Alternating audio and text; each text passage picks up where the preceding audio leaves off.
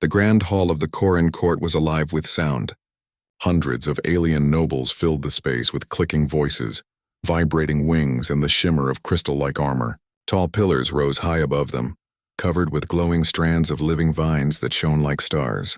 It was a day of celebration, and Queen Shira stood upon her throne tall and proud, her crown gleaming with the soft glow of biolights. She was the ruler of the Corin, a people known across the stars for their strict honor and deep traditions. The nobles had gathered to witness an important announcement, one that would shape the future of their empire. Shira's words carried weight in every corner of the chamber, and the eyes of her people followed her with reverence.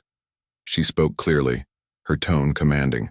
"Today we speak not of war nor of fear, but of alliances that will guide our children. We stand at the edge of a new time, when our people may step beyond the scars of conflict and build trust across the stars." The nobles tapped their claws in approval, a sign of respect. The air buzzed with pride. The queen was more than a leader. She was a symbol of resilience, for she had guided her people through battles, hardship, and loss. Yet in that moment, as she paused to breathe, something changed. A faint scent drifted across the air, subtle, fragile, but unmistakable. It cut through the fragrance of the glowing vines and the earthy tones of the chamber. It was a scent she had not smelled for many seasons. Her body froze, her wings stiffened, and her voice faltered. The nobles noticed at once. A ripple of whispers passed through the hall. The queen had never faltered before. Her eyes swept across the chamber, but she was not looking at her people. She was searching within herself back through the years to a memory she thought she had buried. The scent belonged to humans. Her heart beat faster, and her hands trembled where they rested on the throne. It was impossible, she told herself. Humans were far away. Their kind visited the Corin Empire only on rare occasions, and never without formal invitation. Yet the truth of her senses could not be denied. The faint trace of humanity stirred something powerful in her soul. For the first time in many years, Queen Shira remembered the battlefield. She remembered smoke rising across broken stone. She remembered her wings torn, her strength fading. She remembered the sound of footsteps that were not Corin, and the voice of a human who had reached out to her when she was at the edge of death. Her breath caught, and she gripped the throne tightly. "Your Majesty?" one of the nobles asked softly. The hall had fallen silent. Every gaze was upon her, waiting. The queen was never uncertain, never shaken, yet now she stood frozen as though the world itself had stopped. Shira forced her wings to relax. She steadied her voice, though it quivered like a thin thread. "I will continue." But inside, her thoughts were no longer on the present. They were consumed by the past. The scent was real. She knew it with absolute certainty. Somewhere in this hall, or perhaps carried faintly by an envoy's robe or artifact, the touch of humanity lingered. It had unlocked the door of her memory, and behind that door was the face of a single human. His name had been Thomas. Many seasons ago, when the war with the Dran burned across their worlds, Queen Shira had been younger, less sure of her crown. She had traveled to the front lines to inspire her soldiers, but the battle had gone against them. The Dran pushed harder than expected, and her escort had been scattered. She had found herself alone, wounded, and surrounded by fire. And then, through the smoke, she had seen him, a human soldier, battered and weary, moving with stubborn determination. He should not have been there. The humans had only a small presence in the conflict, often staying far from the heart of the battles. Yet he had come, and when she had fallen, he had lifted her. The scent she now smelled in the hall was the same she had smelled then, earthy, warm, carrying a strange sense of life and survival.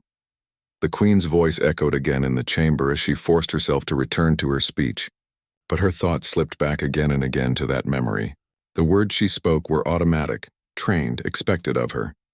But within her mind, another voice whispered, asking, "Why now? Why after all these seasons?" The nobles may not have known the truth of her pause, but some of them sensed the weight of it. They leaned forward, curious, unsettled by the unusual crack in their queen's perfect armor of composure. When her speech ended, the nobles rose to their feet, tapping their claws once more in respect. The hall filled with formal greetings and bows. Yet Shira did not leave her throne immediately. She remained seated, watching the crowd carefully, her sharp eyes searching for the source of the scent. Among the guests were envoys from other worlds, dressed in strange colors and carrying gifts from their homelands. There were merchants, advisors, and a handful of distant allies. Her gaze moved from one to another, but none seemed human. Still, the trace was there. She could feel it, faint but steady, like a whisper carried across the air. A memory rose again, stronger this time. She remembered the way Thomas had spoken, his words rough but gentle, carrying both strength and kindness. She remembered the way he had refused to leave her behind, though he had no reason to help her. She remembered how his eyes had shone with something unfamiliar to her people, hope that was not built on duty or command, but on choice. That choice had saved her life. Now, years later, the same presence had returned to her senses. The queen rose slowly, her movements graceful yet heavy with thought. The nobles bowed as she passed, assuming their ruler was leaving to rest. But Shira's mind was far from rest. She knew what she had felt, and she would not ignore it. As she walked through the corridors of her palace, her thoughts turned again to the past. She wondered if Thomas had survived. She had never known. The war had swallowed many lives, and though she had searched through reports, his name had never appeared again. She had kept the memory of him close, locked away in her heart, both a burden and a gift. But now, with this scent stirring old feelings, a new question burned within her. Had humanity returned to remind her of that promise long ago? Her steps carried her into the quiet of her private chamber. She dismissed her attendants and stood alone at the balcony, looking out across the shining city below. The towers of her people glowed with soft light, rising high into the night sky, yet her gaze was distant, searching stars far beyond her reach. Human, she whispered softly, the word strange but familiar on her tongue. For the first time in many years, Queen Shira felt something she had nearly forgotten. Not fear, not sorrow, but the deep pull of gratitude and the fragile spark of hope. If the scent was true, then somewhere nearby was a link to the one who had once saved her life, and she knew that her journey was about to begin again. The memory rose with such strength that Queen Shira could no longer resist it. The present slipped away, and she was once more upon the battlefield of long ago. The halls of her palace, the sound of nobles, and the glow of the vines all faded until only the broken world of war remained before her mind. The day had begun with hope. Shira, then still young and untested, had traveled to the front lines to give courage to her soldiers. She wore armor marked with the royal crest, and her wings shimmered with the bright colors of her people. She wanted her presence to remind them that the queen did not hide behind walls while her warriors bled for the empire. She walked among them, ate with them, and promised to stand beside them in the darkest hour. The army of the Korin had been strong that morning. Their ranks stood proud, banners rising like forests of light. Their voices echoed with chants of loyalty. Yet even as they prepared for battle, the sky above them held a heavy weight. Dark clouds rolled over the hills, and the sound of the Dran carried across the plains. The Dran were fierce, their bodies covered with scales as tough as stone. They fought with discipline, their lines moving like rivers of armor. Where they marched, the ground shook. Their banners showed no mercy, only the will to crush. When the clash began, the air filled with chaos. Shira shouted words of courage, raising her blade high, and her soldiers answered with a cry that rang across the plain. For hours the battle raged. The ground shook under the feet of warriors, the sky trembled with the thunder of machines, and the land itself seemed to weep under the weight of so many lives struggling for survival.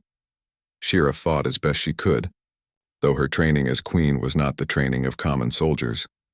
She relied on her guards, who surrounded her like a living shield. Yet the Dran pressed harder and harder. Their numbers seemed endless, and their will to conquer burned like fire. By midday, the lines of the Korin began to break. Shira's guards urged her to retreat, but she refused. She would not leave her people to fight alone. She stood with them, her wings flashing as she called for strength. Yet even her courage could not stop the tide. The Dran advanced, their push cutting through the army like a storm through dry fields. Then came the moment that broke everything. A sudden strike from the enemy forced her escort apart. Smoke filled the air, and the ground split with falling stone. Shira stumbled, her wing caught by a shard of metal. Pain cut through her body, sharp and deep, and her strength failed. Her guards cried out, but the storm of battle tore them away from her. She was left alone amid the ruin, her body weak and her vision dim. The young queen crawled across the broken stones, her breath heavy, her crown fallen from her head. Around her, the cries of battle grew distant, fading into an echo of despair. She thought of her people, of the empire that depended on her, and shame filled her heart. Was this how her reign would end, broken and forgotten on a nameless field? It was then that she heard the sound. Not the clicking speech of her people, nor the harsh voices of the Dran, but something different. The sound of heavy steps, uneven and strained, moving quickly toward her. She turned her head, expecting another enemy, but what she saw was a figure unlike any she had ever known. A human. His armor was scratched and dented, marked by fire and dust. His face was weary, his hair dark with sweat, his hands trembling from effort, yet his eyes held a strange light. A fire that was not dimmed even in the face of ruin. He moved toward her with determination, though every step seemed to cost him dearly. Shira tried to rise, her pride demanding that she stand before this stranger, but her strength betrayed her. She fell again, and for a moment despair returned. Yet the human reached her, kneeling at her side without hesitation. His voice came rough but clear, filled with urgency. She did not understand all his words, but his tone carried a meaning she could not mistake. He was here to help. With surprising strength, he lifted her, supporting her with arms that shook under her weight but did not falter. She could feel his breath against her as he pulled her away from the crumbling ruins. Each step he took was heavy, yet he did not stop. He moved with stubborn resolve, as though nothing in the universe could turn him aside. For the first time in her life, Queen Shira felt the touch of human resilience. They found shelter among the remains of a broken tower. The human lowered her gently to the ground, then searched his small pack for supplies. His hands moved with care as he tried to mend the wound in her wing. The materials were simple, not what her people would have used, but his effort was steady, his focus unshaken. Shira watched him with wonder. He was no Koran, no ally bound to her by duty or command. He had no reason to risk himself for her, yet here he was, saving her life with nothing but his will and his kindness. The battle raged on beyond their shelter, the roar of conflict shaking the earth. But within the broken tower there was only the sound of his quiet work. He spoke sometimes, soft words in his own tongue, words she could not fully understand. Yet the tone was gentle, calming, almost as though he wished to assure her that all would be well.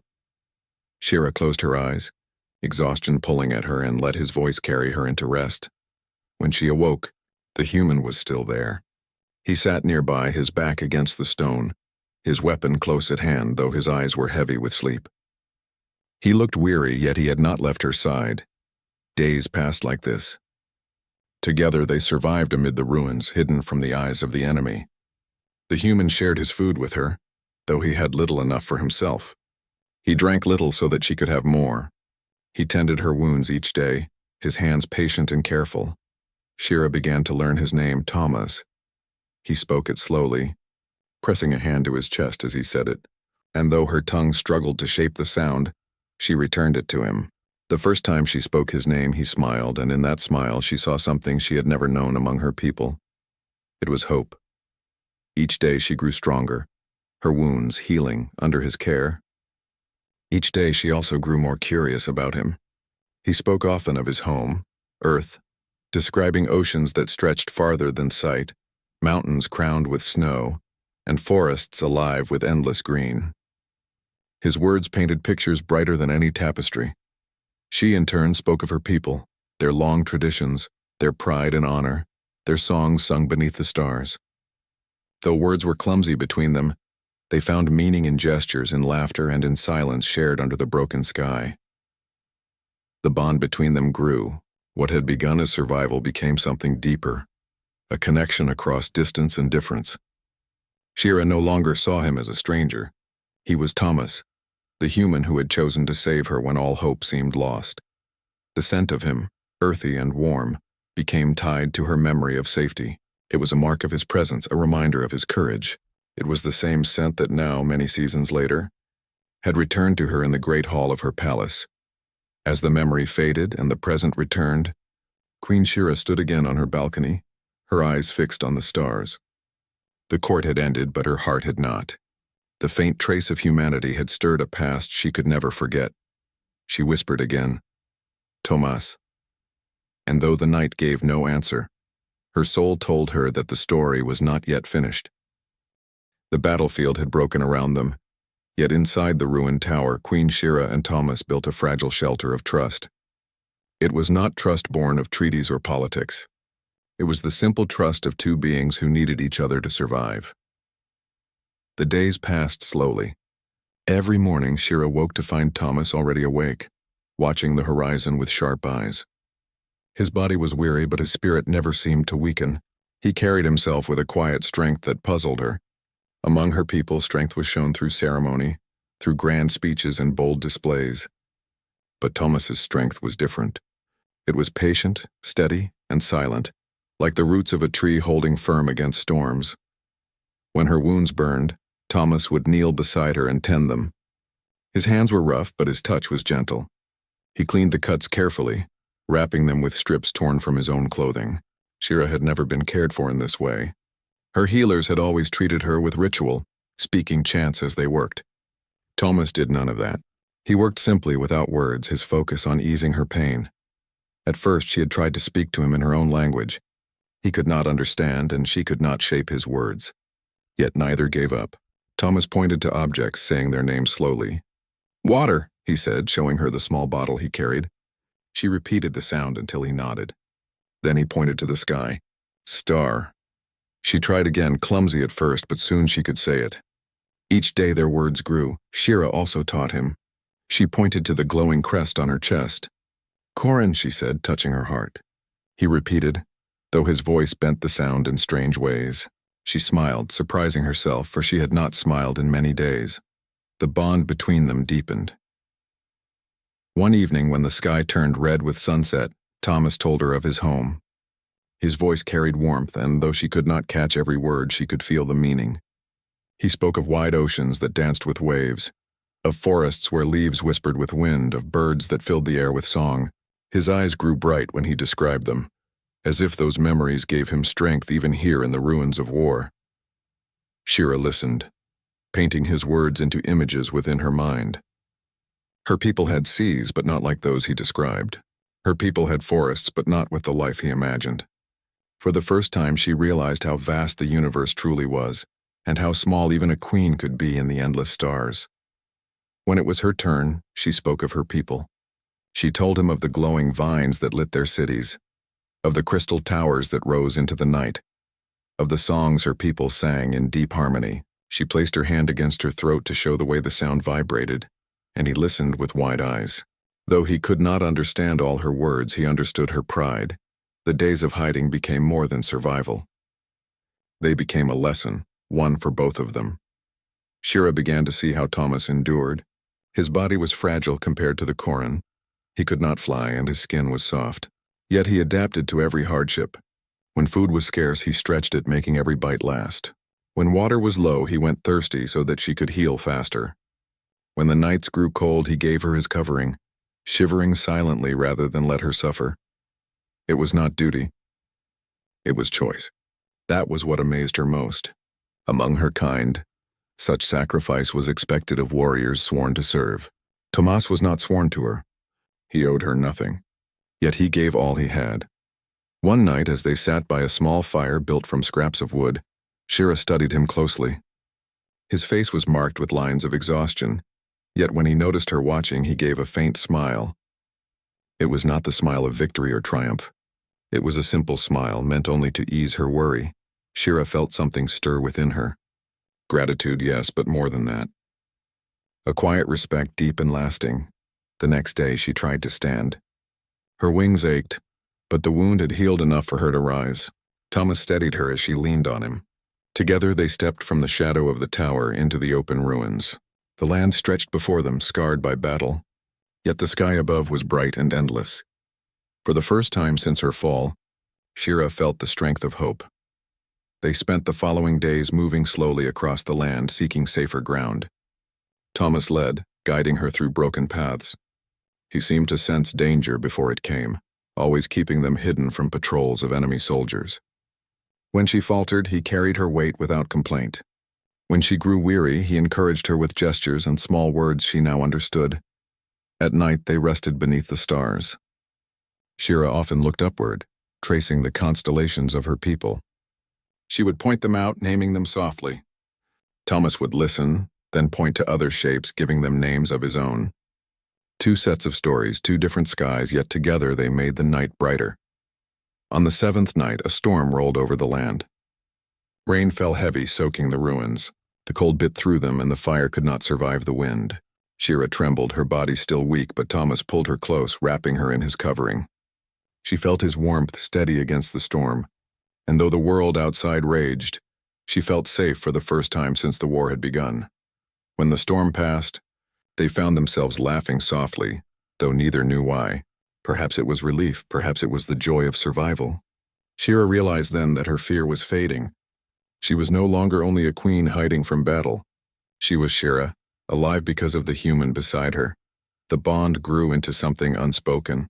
She no longer questioned why he had saved her. She accepted it as truth, as natural as the stars above. And in return she promised herself that she would never forget him, no matter what came. On the 10th day, Thomas grew restless. He climbed the broken remains of a tower and scanned the horizon. When he returned, his eyes carried news. Shira followed his gaze and saw it too, the faint glimmer of distant ships. Rescue. Her heart lifted, but a strange weight settled within her as well. Rescue meant safety, but it also meant parting. She did not know if Thomas would come with her. She did not know if her people would accept him. Yet she knew one thing with certainty.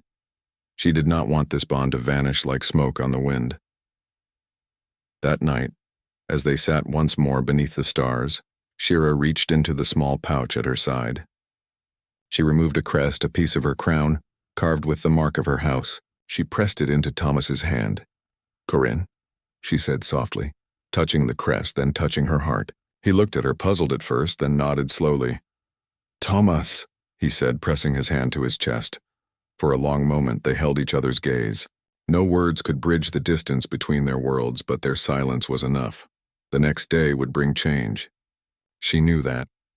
Yet as she closed her eyes beside the fire, Shira carried the warmth of his presence with her. It was more than survival now. It was memory. It was bond. It was the beginning of a story that neither time nor distance could erase. The horizon brightened with the glow of rescue ships. Queen Shira and Thomas stood together at the edge of the ruined plain, watching as the vessels of the Corin descended. Their engines lit the ground in streaks of silver, scattering dust and fragments of broken stone. For Shira, the sight meant salvation. For Thomas, it meant the end of days that had been both hardship and discovery. The ships landed with careful precision, forming a protective circle. Soldiers in crystal armor rushed out, their banners rising high. They had searched for their queen for many long days, and now they came with cries of relief. Their voices carried the sound of loyalty and love. Shira felt her heart stir with pride, yet also with a strange ache. She looked at Thomas, who stood silent at her side. His face showed little, but she had learned to read the small lines of his expression. She saw the weariness in his eyes, but also the calm acceptance of what was to come. The soldiers reached them quickly. They bowed before their queen, tapping their claws in reverence. "Your Majesty," one called, "we feared you lost." The Empire would not have endured such loss. Shira straightened her wings, though pain still lingered in them. She nodded with dignity. "I endured, thanks to him." She turned slightly, gesturing to Thomas. The soldiers looked at him with surprise. Some raised their brows, others exchanged uncertain glances. To them he was a stranger, a fragile being from a distant world. Yet their queen's words gave him honor. "Without this human," Shira said, her voice firm, "your queen would not stand before you." The soldiers bowed again, though hesitation remained. Thomas shifted uneasily, unused to such ceremony. He gave a faint smile to Shira, as though to say he did not need their thanks. When the medics came forward, they moved first to the queen, but she shook her head. "See to him," she ordered. "He has carried burdens beyond measure." Thomas raised a hand, shaking his head. "No," he said softly, his voice calm. "You first." Though their words were not the same, Shira understood. A quiet moment passed, their wills meeting, and then she allowed the medics to tend her. They worked swiftly, repairing her wounds with care, yet her eyes never left Thomas. When at last her strength returned, she rose to her feet. Around her, the soldiers prepared the ships for departure. The war was not yet over, but the loss of their queen would have broken their spirit. Her return meant hope. Still, one question burned in her heart. What would become of Thomas? As the soldiers made ready to leave, Thomas stood apart, his figure outlined against the broken plane. Shira approached him, her steps slow, her eyes searching his face.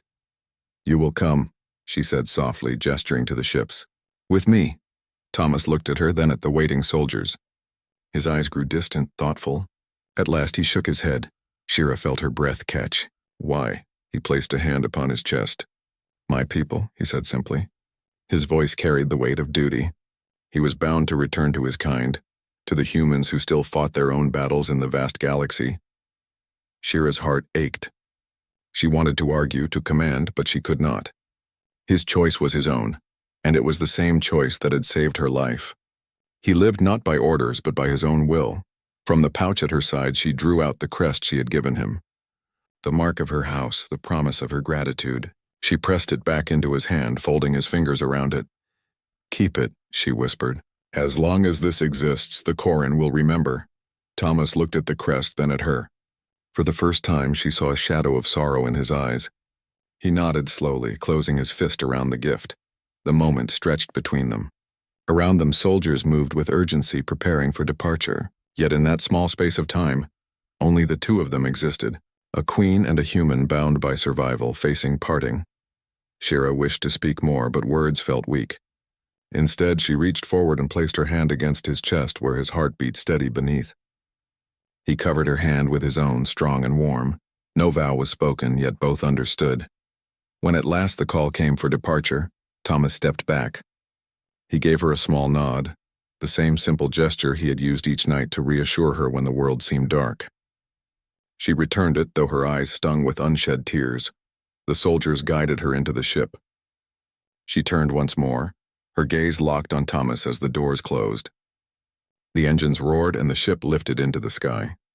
The battlefield shrank beneath them, but her memory of him remained sharp, carved into her soul. Through the window she saw him still, a lone figure upon the plain, holding the crest of her house in his hand. The ship rose higher, carrying her away.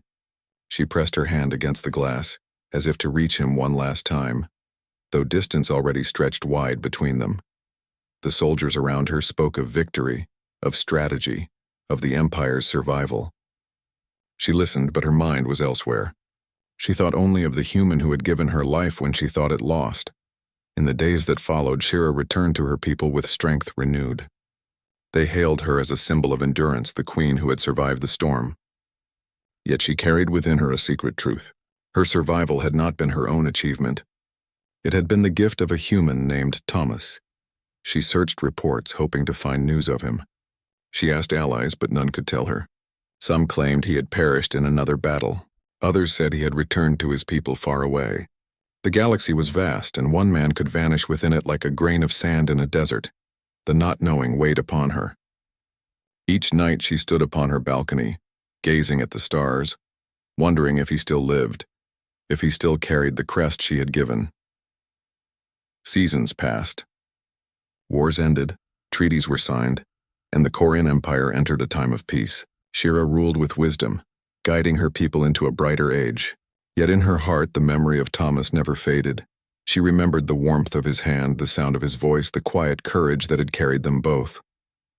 She remembered the bond formed in the ruins, a bond no distance could erase, and so, when many years later, she smelled once more the faint trace of humanity in her throne hall, the memory returned with full force. It was not just the scent of a stranger. It was the scent of the past, the scent of survival, the scent of Thomas, the human who had saved her life. Her heart trembled, and she knew the story was not yet finished. The throne hall of the Corin Empire stood bright with living light. Vines of crystal leaves glowed along the walls, casting patterns across the polished floor. Queen Shira sat upon her throne, her wings folded neatly behind her, her crown resting like starlight above her brow. The nobles gathered in rows, their eyes full of reverence. To them, this was another day of ceremony.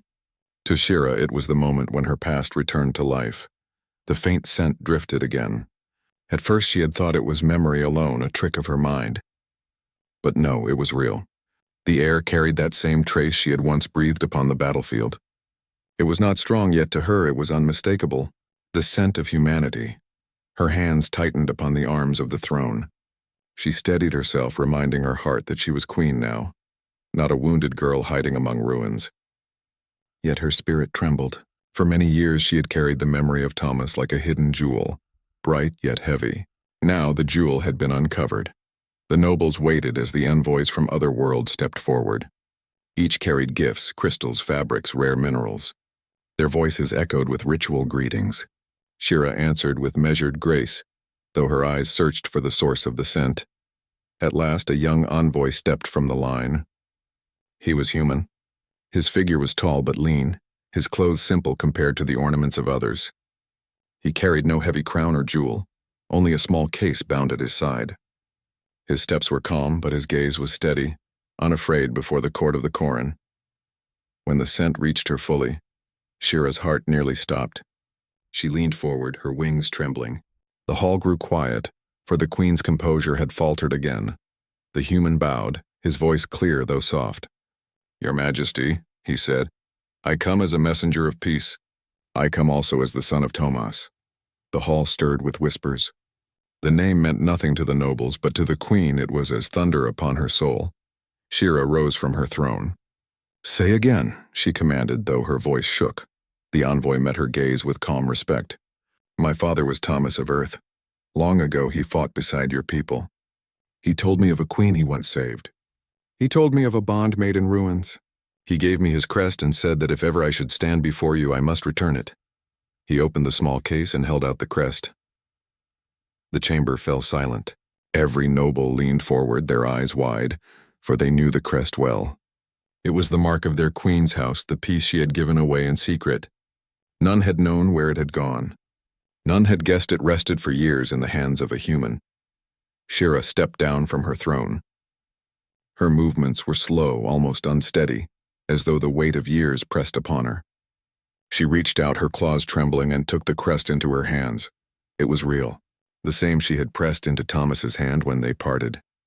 The same he had carried through war and distance. Her eyes lifted to the envoy. "Your father," she said softly. "He lived," the young man nodded. "He lived long enough to raise me. He spoke of honor, of kindness across worlds. He spoke often of you, though not as a queen, but as Shira, a soul he trusted in the darkest time. He told me never to forget that bond. When he passed, he gave me this crest and said, 'Return it when the stars call you.'" Tears filled Shira's eyes, though she held them with dignity. In that moment, the hall and its watchers faded. There was only the human before her, carrying the legacy of Thomas. The nobles began to murmur again, their voices uncertain. Many had never trusted humans. Some saw them as weak, fragile, unworthy of empire. Yet here was proof that a human had once saved their queen, proof that a human had carried her honor across the stars. Shira turned to her court, lifting the crest high. Her voice rang with strength. "Hear me, children of the Koran.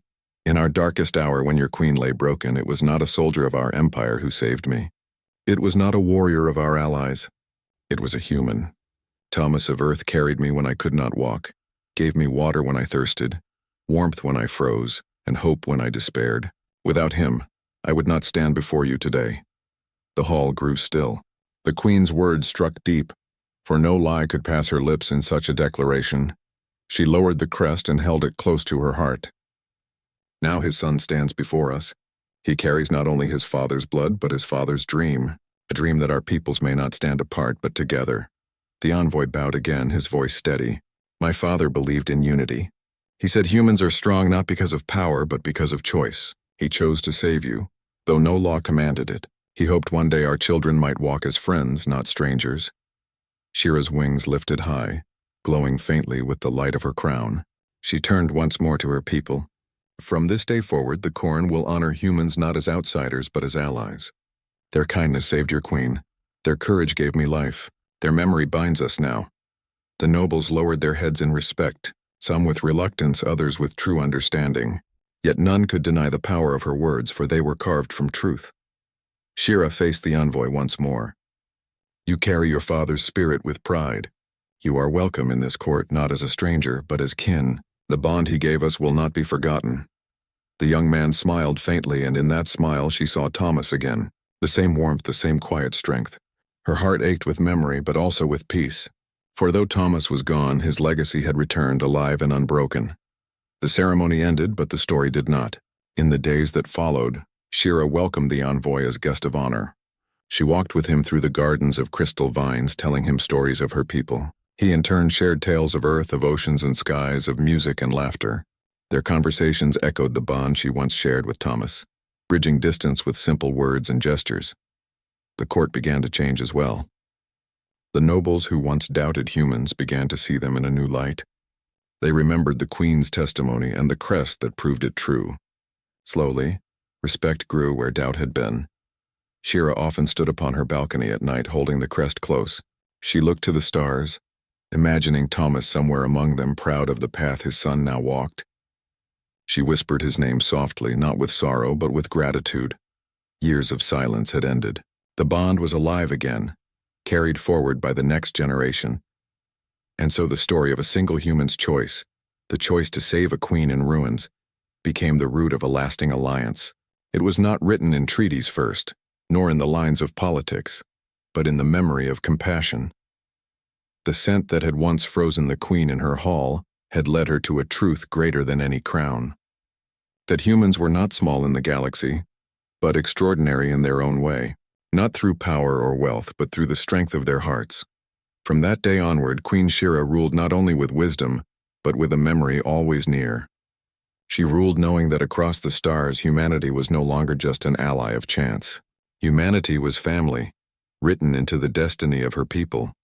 And whenever she held the crest, she remembered Thomas, the human who had saved her life, and through that single act, changed the course of two empires forever.